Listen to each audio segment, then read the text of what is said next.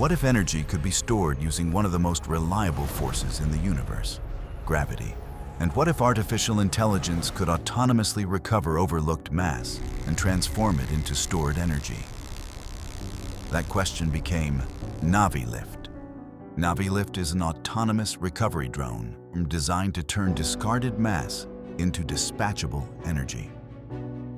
The system scans the environment, identifies recoverable objects, estimates their value, calculates mission costs, and decides whether recovery creates a positive energy outcome. This is more than a drone, more than an energy project, and more than a storage platform.